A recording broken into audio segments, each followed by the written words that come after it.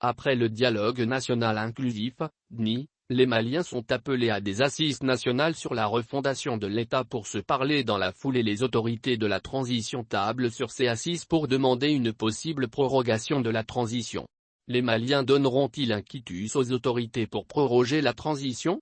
Le débat d'une prorogation de la transition s'enfle de jour en jour et les mouvements pour soutenir cette action se multiplient du jour au jour.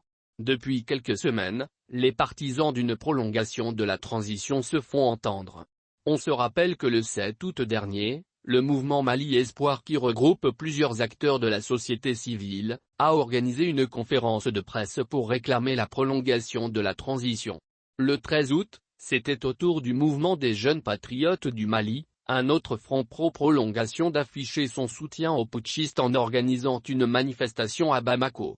Au même moment, la classe politique, dans son écrasante majorité, souhaite que les autorités tiennent ces élections aux dates indiquées. Pour elle, il est hors de question de proroger la durée de la transition.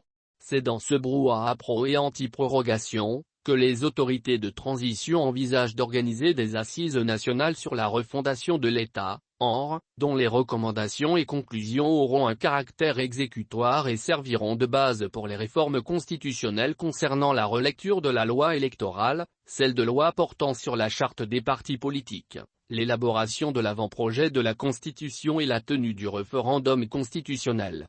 À ce titre, ces assises nationales conféreront-ils le droit à Assimi Goïta et son Premier ministre, Kshogel Kamaïga, de prolonger la transition? C'est toute la question. Mais d'ores et déjà, le Premier ministre de la transition a affirmé lors de sa rencontre avec les diplomates, que cette question de prorogation sera tranchée par les assises de la refondation. Dans le même registre, la médiation de la CEDEAO a affirmé qu'il prendra acte des résultats des assises nationales.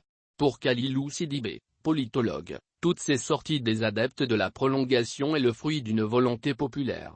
D'après lui, les autorités de la transition sont dans un dilatoire car ces dernières promettent la mise en œuvre d'une série de batteries de réformes qu'elles savent irréalisables dans les délais impartis.